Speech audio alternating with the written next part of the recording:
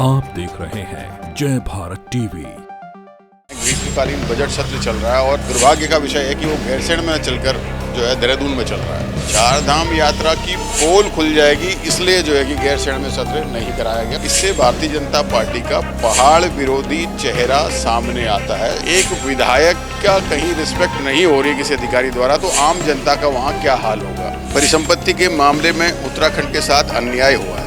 जिस भूमि में कुंभ लगता है, अब वो भूमि भी भाजपा की सरकार ने यूपी को दे दी है। सत्र के पहले दिन की कार्रवाई और विपक्ष का जोरदार हंगामा हुआ है। सीढ़ियों पर बैठकर अपना विरोध जताया। एक और गैरसैंण में सत्र न कराए जाने को लेकर विपक्ष के सवाल हैं, तो वहीं सदन के भीतर जो मंत्री हैं सतपाल जी महाराज, उन पर ये आरोप लगाया कि वो पूरी तैयारी के साथ नहीं आए। विपक्ष को उनके सवालों का जवाब नहीं दिए जा रहे। हमारे साथ उपनेता प्रतिपक्ष मौजूद है इस समय, भुवन कापड़ी, उनसे बात करेंगे। क्या सदन के भीतर आपका आरोप था? बहुत शोर शराबा भी हुआ है, किस बात को लेकर विरोध किया? देखिए, सबसे पहले तो हमने बात गैरसैंण की करी। गैरसैंण ग्रीष्मकालीन राजधानी है और भारतीय जनता पार्टी ने ही इसे ग्रीष्मकालीन राजधानी की घोषणा करी। और आज जून का महीना है, ग्रीष्मकालीन बजट सत्र चल रहा है और दुर्भाग्य का विषय है कि वो गैरसैंण में चलकर जो है देहरादून में चल रहा है। अगर इस पर विरोध प्रदर्शन करते हैं तो भारतीय जनता पार्टी ये दलील देती है कि चार धाम यात्रा प्रभावित हो जाएगी, इसलिए हमने वहाँ जो है सत्र नहीं चलाया। तो मैं ये कहना चाहता हूँ आपके माध्यम से, चार धाम यात्रा तो वर्षों से वर्षों तक, अप्रैल से लेकर नवंबर तक चलती है, वो तो प्रतिवर्ष चलेगी। तो अगले वर्ष आप क्या कहेंगे कि चार धाम यात्रा अगले वर्ष या पिछले वर्ष आने वाले समय में क्या प्रभावित नहीं होगी? चार धाम यात्रा की पोल खुल जाएगी, इसलिए जो है कि गैरसैंण में सत्र नहीं कराया गया और हमने उसका पुरजोर विरोध किया है। इससे भारतीय जनता पार्टी का पहाड़ विरोधी चेहरा सामने आता है, स्पष्ट दिखाई देता है। और सदन के अंदर आज एक विधायक के साथ एक कोतवाल ने बदतमीजी करी, उनके पत्र को फेंक दिया, पत्रवाहक के साथ अभद्रता करी। उस मामले को उठाया गया, तत्काल प्रभाव से उस कोतवाल को निलंबित किया जाए। तिलक राज बेहड़ जी सीनियर मिनिस्टर भी रहे हैं। अगर आप समझिए, एक विधायक का कहीं रिस्पेक्ट नहीं हो रही किसी अधिकारी द्वारा, तो आम जनता का वहाँ क्या हाल होगा। तो हम सब लोगों ने और हमने सबसे विधानसभा के सभी सदस्यों से भी अनुरोध किया है कि ये घटना किसी के साथ भी हो सकती है।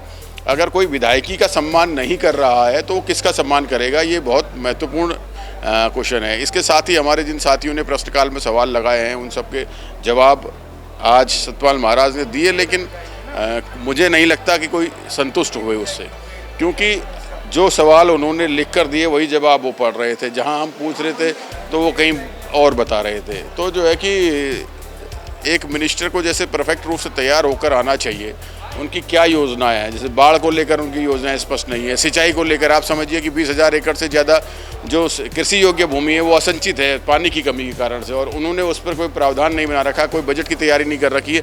जब तक नलकूप ठीक नहीं होंगे उनको कैसे पानी की व्यवस्था दी जाएगी। अगर तराई में अगर इतनी ज़मीन, आप समझिए सिर्फ हरिद्वार जिले में 20,000 हेक्टेयर के करीब ज़मीन अगर पानी की वजह से उसकी सिंचाई नहीं हो पा रही, तो आप पूरे प्रदेश में सोचिए कितनी ज़मीन पानी की वजह से जो है संचित नहीं हो रही होगी। और हम सबका काम है कि जनता के मुद्दों को, जनहित के मुद्दों को जोर से विधानसभा में उठाना और सरकार की दरवाजे को खटखटाना कि आप गलत कर रहे हैं, आपसे सही करिए। इसके लिए हम सब लोग लामबंद हैं। आपका सवाल देखा हमने, आपने सदन में जो उठाया कि जो परिसंपत्तियों को लेकर है, जो उधम सिंह नगर और हरिद्वार में जो नहरें हैं, जो डैम हैं और जो जलाशय हैं, उनके जो जवाब मिले हैं, आपको लगता है कि परिसंपत्ति के मामले में उत्तराखंड के साथ न्याय हुआ?